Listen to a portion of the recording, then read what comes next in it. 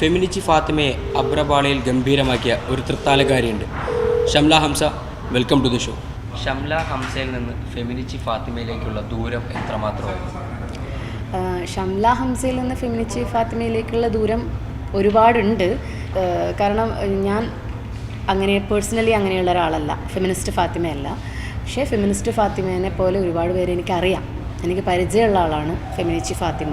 അതുകൊണ്ട് ആ ക്യാരക്ടറിലേക്ക് എത്താൻ ഒരുപാട് പ്രിപ്പറേഷൻ വേണ്ടി വന്നില്ല. പേഴ്സണലി ഒരുപാട് ദൂരമുണ്ട്. ഫെമിനിസ്റ്റ് എന്നുള്ള വിളി പല ആൾക്കാരും വിളിക്കുന്നത് പല അർത്ഥത്തിലാണ്. അതെ അതെ. ഒരു ഫെമിനിസ്റ്റ് എന്ന് പറയുന്ന വാക്ക് പോലെ അല്ല ഫെമിനിസ്റ്റ് എന്ന വാക്കിനെ ആൾക്കാർ കാണുന്നത്. അപ്പോൾ ആ കാഴ്ചപ്പാടിനെ ഒരു ആക്ട്രസ് എന്നുള്ള നിലയിൽ എങ്ങനെയാണ് അഡ്രസ്സ് ചെയ്യുന്നത്? ഞാൻ ഫെമിനിസ്റ്റ് എന്ന് പറയും, ഞാനൊരു ഫെമിനിസ്റ്റ് അല്ല, ഞാനൊരു ആൺവിരോധിയല്ല.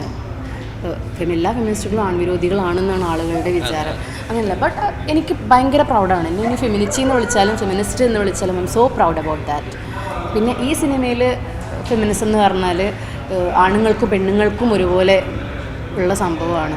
ഇതിലൊരു ഭാര്യയാണ് കഷ്ടപ്പെടുന്നത്, ഇതുപോലെ കഷ്ടപ്പെടുന്ന ഭർത്താക്കന്മാർ ഇഷ്ടം പോലെയുണ്ട്, ഇഷ്ടം പോലെയുണ്ട്. ഇങ്ങനെ അടിച്ചമർത്തപ്പെടുന്ന ഭാര്യ സമ്പാദിച്ചു കൊണ്ടുവരുമ്പോൾ പുറത്തൊക്കെയുള്ള ഭാര്യമാർ സമ്പാദിച്ചു കൊണ്ടുവന്ന് അവർ ഡയലോഗൊക്കെ അടിക്കുമ്പോൾ വിഷമിക്കുന്ന ഒരുപാട് ഭർത്താക്കന്മാരുണ്ട്. അപ്പോൾ അവർക്കും ഒരു ചേഞ്ച് വരുന്നത് എപ്പോഴാണെന്ന് വെച്ചാൽ അവരുടെ ആവശ്യങ്ങൾ ഡിനൈ ചെയ്യാണ്. അതിൻ്റെ കൂടെ തന്നെ അവർ പറയുകയാണ്, ഇതൊക്കെ നിനക്ക് മതി, ഞാൻ തരുന്നത് മാത്രം നീ ഉപയോഗിച്ചാൽ മതി, കഴിച്ചാൽ മതി, നിനക്കിപ്പോൾ എന്താ അവിടെ ആവശ്യം, വീട്ടിലിരുന്നാൽ പോരെ, നീ എന്തെങ്കിലും അറിയുന്നുണ്ടോ, ഒക്കെ ഞാനല്ലേ ചെയ്യണത് എന്നൊക്കെ പറയുമ്പോൾ തനിക്കൊരു ബുദ്ധിമുട്ട് വന്നിട്ട് ആളെടുത്ത് ചോദിക്കുമ്പോഴും കളിയാക്കുകയാണ്. അപ്പോഴാണ് നമ്മൾ ചിന്തിക്കുന്നത് നമ്മുടെ ലൈഫ് കൊണ്ട് നമ്മൾ എന്താ ചെയ്തത്. നമുക്കൊരു ഡിഗ്നിറ്റി ഉണ്ടല്ലോ എന്നുള്ള തോന്നലുണ്ടാവുന്നത്. അതെ, ഡിഗ്നിറ്റി ഉണ്ട്. അതുപോലെ നമ്മളുടെ ഒരു ലൈഫല്ലേ, നമുക്കൊരു ജീവനില്ലേ, നമുക്ക് കഴിവില്ലേ, നമ്മൾ എന്തിനാണ് ഒരാൾ കൊണ്ടുതരുമ്പോൾ അത് അക്സെപ്റ്റ് ചെയ്ത് ഒതുങ്ങി ജീവിക്കുന്നത്? അങ്ങനെ ചിന്തിക്കുമ്പോഴാണ് മാറുന്നത്. അങ്ങനെ തിരിച്ച് മറുപടി പറയാൻ പറ്റാത്ത ഒരുപാട് സ്ത്രീകളുണ്ട്, ഒരുപാട് നമുക്ക് ചുറ്റും ഉണ്ടാവും. ഇപ്പോൾ ഈ സിനിമ കണ്ടു കഴിഞ്ഞപ്പോൾ എന്നെ ഏറ്റവും കൂടുതൽ എൻ്റെ അടുത്ത് വന്ന് സംസാരിച്ചവർ പ്രായമായിട്ടുള്ള അമ്മമാർ, പ്രായമായിട്ടുള്ള അച്ഛന്മാരും ആളുകൾ, അവരൊക്കെയാണ്. അവരെൻ്റെ അടുത്ത് പറഞ്ഞത്, ഷംല നന്നായി ചെയ്തിട്ടുണ്ട്, ഇത്രയും പവർഫുൾ മെസ്സേജ് വളരെ സിമ്പിളായിട്ട് പറഞ്ഞല്ലോ, ഒരുപാട് നന്ദി എന്നൊക്കെ പറഞ്ഞു. പിന്നെ ഒരു ചേച്ചി 2-3 ചേച്ചിമാരുടെ അടുത്തൊന്ന് പറഞ്ഞു അവർ അനുഭവിച്ച കാര്യമാണിതെന്ന്. 16 വർഷമായിട്ടൊരു ബന്ധത്തിൽ ഉണ്ടായിരുന്നു. പിന്നീട് അവർക്ക് ഇതേപോലെ അവരെന്തെങ്കിലും ചോദിക്കുമ്പോഴേക്കും അവരെ ആട്ടി പറഞ്ഞയക്കുക, എന്നിട്ട് അവർ വേറെ കല്യാണം കഴിച്ചു പോയി. അപ്പോൾ അത്രയും അതെ അതെ ഇല്ല, ഈ ചേച്ചിയല്ല, അവരുടെ ഹസ്ബൻഡ് വേറെ കല്യാണം കഴിച്ചു പോയി. അപ്പോൾ ആ 16 വർഷം വെറുതെ ആയില്ലേ, അവരുടെ ജീവിതത്തിൻ്റെ ഏറ്റവും നല്ല 16 വർഷങ്ങൾ പോയില്ലേ. അപ്പോൾ അതൊക്കെയാണ് ഈ സിനിമയിൽ പറയുന്നത്. അപ്പോൾ ഇങ്ങനെ ഇതിപ്പോഴും ഇതുപോലെയുള്ള ആളുകളുണ്ട്, ഇത് അനുഭവിച്ച് വന്നൊരു കൂട്ടുണ്ട്, ഇത് അനുഭവിക്കാൻ പോണവരിത് കണ്ടിട്ട് അനുഭവിക്കാണ്ടിരിക്കട്ടെ. അതെ, അവർക്ക് വേണ്ടിയിട്ടുള്ളൊരു മെസ്സേജാണ്. ആണുങ്ങൾക്കും പെണ്ണുങ്ങൾക്കും കുട്ടികൾക്കും ഒരുപോലെയുള്ള മെസ്സേജാണ്. പിന്നെ ഈ മെസ്സേജ് എല്ലാവരും അക്സെപ്റ്റ് ചെയ്തു. അതായത് ചെറിയവരും, ഇപ്പോഴത്തെ ജനറേഷൻ ഭയങ്കര നല്ല ജനറേഷനാണ്. ചെറിയ കുട്ടികളൊക്കെ എൻ്റെ അടുത്ത് വന്ന് പറഞ്ഞു അവർക്ക് ഒരുപാട് ഇഷ്ടമായി. ഒരുപക്ഷെ അവരുടെ അമ്മമാരൊക്കെ ഇത് അനുഭവിക്കുന്നുണ്ടാവും, അമ്മമാർ അവർ കാണുന്നുണ്ടാവും, അച്ഛൻ ഇങ്ങനെ ഇതവിടെ അതെവിടെ. അപ്പം നമ്മൾ തന്നെ ചോദിക്കും നമ്മളുടെ പാരൻസിനോട്. ഞാൻ എൻ്റെ ഉമ്മനോട് ചോദിക്കാറുണ്ട്, ഉമ്മ എനിക്ക് അതെടുത്തതാ ഇതെടുത്തതാ. നമ്മൾ അവരുടെ ഒരു ഫ്രീഡത്തിൽ നമ്മൾ അങ്ങോട്ട് എക്സ്പ്ലോയിറ്റ് ചെയ്യുക. എൻ്റെ ഉമ്മയല്ലേ എനിക്ക് എടുത്തു തരും, എന്നിട്ട് നമ്മളത് അങ്ങോട്ട് ചൂഷണം ചെയ്യാണ്. പാവം, അവരത് ഇഷ്ടത്തോടെ നമുക്ക് ചെയ്തു തരും. പക്ഷെ അവർ ചിന്തിക്കുന്നില്ല, അവർക്ക് ഇതിൻ്റെ ആവശ്യമില്ല, കുട്ടിക്ക് എടുത്തൂടെ, ചിന്തിക്കില്ല. അവർ സ്നേഹം കൊണ്ട് അത് ചെയ്യും, നമ്മളത് ചൂഷണം ചെയ്യും. അതാണ്. അപ്പോൾ ഈ ചൂഷണം ചെയ്യും. അതാണ് ഈ ഹസ്ബൻഡ് വൈഫ് ഇതിൽ പറയുന്നത്. ഒരു ഹസ്ബൻഡ് വൈഫ് റിലേഷൻഷിപ്പാണ്. ആ ഭർത്താവ് ഭാര്യനെ അങ്ങനെ കെയർ ചെയ്ത് കൊണ്ടുപോവാ. അയാൾ നല്ല സ്നേഹമുള്ളൊരു ഭർത്താവാണ്. പക്ഷെ ആൾ അതിൻ്റെ കൂടെ കളിയാക്കുന്നുണ്ട്. എന്തിനാണ് നിനക്കിതിൻ്റെ ആവശ്യമില്ല, ഞാൻ തന്നത് മാത്രം നീ ഉപയോഗിച്ചാൽ പോരെ, ഞാൻ തന്നത് മാത്രം നീ കഴിച്ചാൽ പോരെ, നിനക്കെന്തിനാണ് എക്സ്ട്രാ ഒരു ആവശ്യം?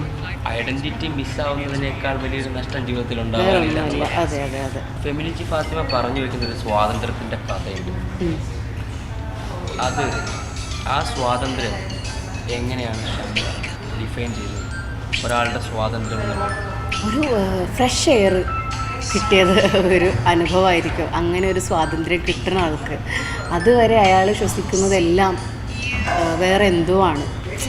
ഒരു വീടിൻ്റെ അകത്ത് നിന്നിട്ട് തൻ്റേതല്ലാത്ത എന്തൊക്കെയോ ആള് ജസ്റ്റ് ഇങ്ങനെ വാങ്ങിക്കണു, ഒരാളായിട്ട് അവിടെ ജീവിക്കണു, തീർക്കണു ജീവിതം അല്ലേ. പക്ഷെ അയാൾക്ക് ആ സ്വാതന്ത്ര്യം കിട്ടുന്ന എന്ത് നല്ലൊരു എക്സ്പീരിയൻസ് ആയിരിക്കും. നല്ലതാണ് സ്വാതന്ത്ര്യം എന്ന് പറഞ്ഞാൽ ഭയങ്കര സംഭവമാണ്. അപ്പോൾ നമ്മൾ അത് അനുഭവിക്കുമ്പോൾ നമുക്ക് മനസ്സിലാവും നമ്മളുടേതാണ് പിന്നീട് നമുക്ക് കിട്ടുന്നതെല്ലാം, മറ്റൊരാളുടെ അല്ല. ഒരു ബന്ധത്തിലൊരു റിലേഷൻഷിപ്പിലാവുമ്പം ഇങ്ങനെ കൂട്ടിലിട്ട് വളർത്തുന്ന ഒരു റിലേഷൻഷിപ്പിലാവുമ്പോൾ നമ്മൾ ജീവിക്കുന്നത് വേറൊരാളുടെ ജീവിതമാണ്, നമ്മളുടെ അല്ല. നമ്മുടെ ഇഷ്ടങ്ങളുണ്ടല്ലോ ജീവിതമല്ല. നമ്മളുടെ അല്ല. നമ്മൾ കുട്ടികൾക്ക് വേണ്ടി ജീവിക്കുമ്പോഴും കുട്ടികളുടെ ജീവിതമാണ് നമ്മൾ ജീവിക്കുന്നത്.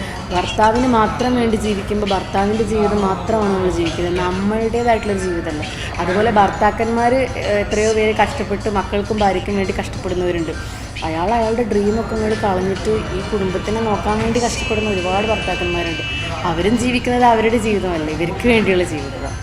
അപ്പോൾ എല്ലാം വേണം നമുക്ക്, നമ്മളുടെ ഫ്രീഡം വേണം, കൂടെ മറ്റതും അഡാപ്റ്റ് ചെയ്യാൻ പറ്റണം. അതെ, മറ്റതും നമ്മൾ നെഞ്ചോട് ചേർത്ത് കൊണ്ട് നടന്ന് സന്തോഷത്തോടെ നമ്മളുടെ ഫ്രീഡം ആസ്വദിച്ചിട്ട് ജീവിക്കണം.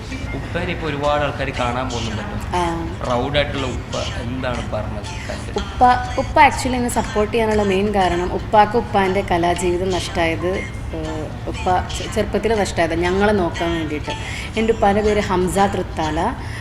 പഴയ കുറേ ക്ലബിലൊക്കെ നാടകങ്ങളൊക്കെ കളിച്ചിട്ടുള്ള ഒരാളാണ്. അപ്പോൾ അതിൻ്റെ പേര് കലാലയം സിസ്റ്റേഴ്സ്.